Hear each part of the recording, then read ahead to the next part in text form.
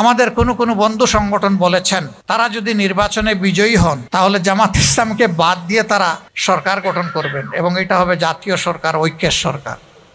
আমরা আপনাদেরকে সাক্ষী রেখে আমরা আশাবাদ ব্যক্ত করছি, ইনশাআল্লাহ জনগণের ভালোবাসায়, আল্লাহ তাআলার ইচ্ছায় আমরা যদি বিজয়ী হই, আমরা তাদেরকেও সাথে নিয়ে ইনশাআল্লাহ জাতীয় সরকার গঠন। 24-এর 5 আগস্টের আগে আমি তো কল্পনা করি নাই, আমি জানি না আপনারা কল্পনা করেছিলেন কিনা যে এই 5 আগস্ট বাংলাদেশে এমন একটা ঘটনা ঘটবে। কেউ আপনারা কল্পনা করেছিলেন এই 5 আগস্ট?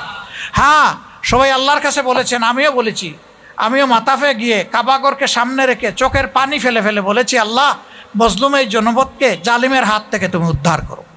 কিন্তু আল্লাহ কখন উদ্ধার করবেন এটা তো জানতাম না। আল্লাহ সব কিছুকে তাজ্জুব করে দিয়ে 5 তারিখ এদেশের জনগণকে আল্লাহ তাআলা একটা মুক্তি উপহার দিয়েছেন।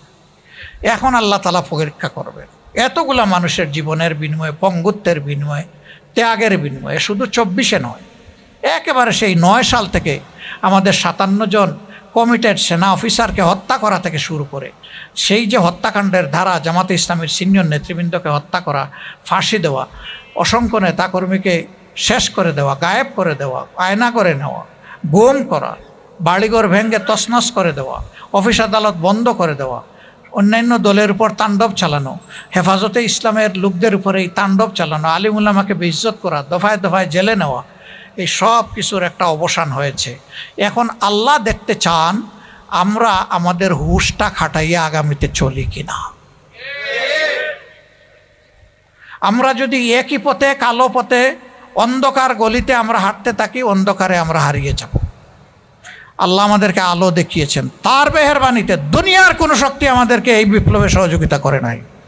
স্বয়ং আসমান থেকে আল্লাহ তাআলার সাহায্য নেমে এসেছিল। যে আল্লাহ তাআলা এতটা মেহেরবানি করলেন, এখন আমাদেরকে সিদ্ধান্ত নিয়ে সাহস করে ভরসা করে সেই আল্লাহর দিকেই আগাতে হবে ইনশাআল্লাহ।